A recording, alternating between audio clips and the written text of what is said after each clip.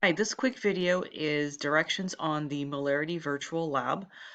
This is the first 2 pages of the assignment that you're going to be working on.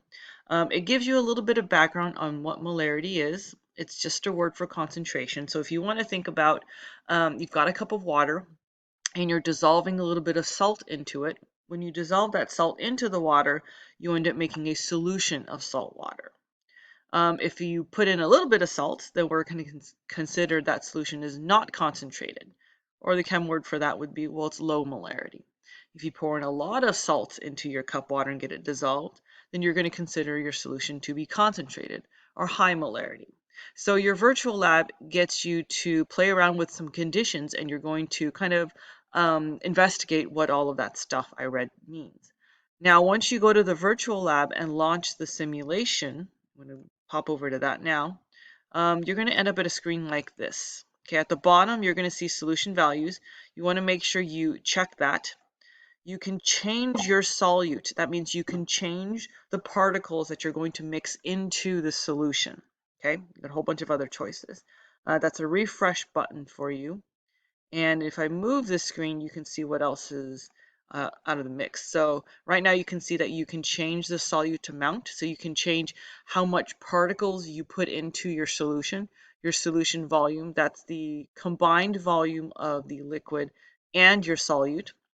And then you have solution concentration molarity. So I'm not going to tell you too much about molarity right now, but what you want to do in the simulation is you want to look at what would affect molarity, what would high molarity look like, and what would low molarity look like. And so the first thing that you're going to be doing in your lab is that you are going to be directed to focus on 4 substances. The fourth one is down here. I'm going to have you keep the volume constant. So every time you play around with cobalt 2 nitrate, you want to keep the same volume. Would you want to change the amount of solute? To pick a low solute, pick a high solute.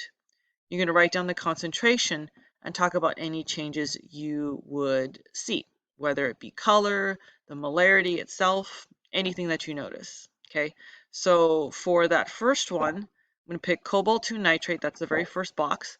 I'm going to keep the solution volume the same. Again, it doesn't matter what you pick, so I'm just going to leave it at this 0.538 liters. So that's how much liquid we have total. And then I'm going to pick a molarity that's low, so that's going to be not a lot of stuff dissolved in it. So you can see kind of what it looks like. You can see the molarity off to the right-hand side. Okay. And then you also need to pick a high molarity. So I'm going to move up a high number of moles. So I'm going to move up the number of moles, and you can see how the solution changes, and you can see how the molarity changes.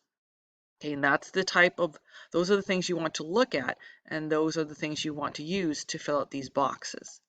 Now, if you go down to the second page, now it's asking you to keep the solute amount constant, but now you're going to change the volume and make some observations about that. So potassium chromate, I'm going to go down to potassium chromate, the yellow solution.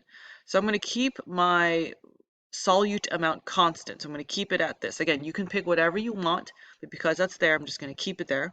So this is how many moles of solute, how much moles of particles I'm going to dissolve into my solution. Then I'm going to pick a volume that's going to be low, not a lot of liquid. Pick a volume that's high, lots of liquid, and you can see what changes to the molarity and what changes there are to the solution. And that's what you want to start to write down in these boxes. Again, at the end, there's going to be some wrap-up questions. And so this covers the first 2 pages of your molarity packet. If you have any questions, you can always email me. Know that I'm available for tutoring. Check Google Classroom for those details. Thanks.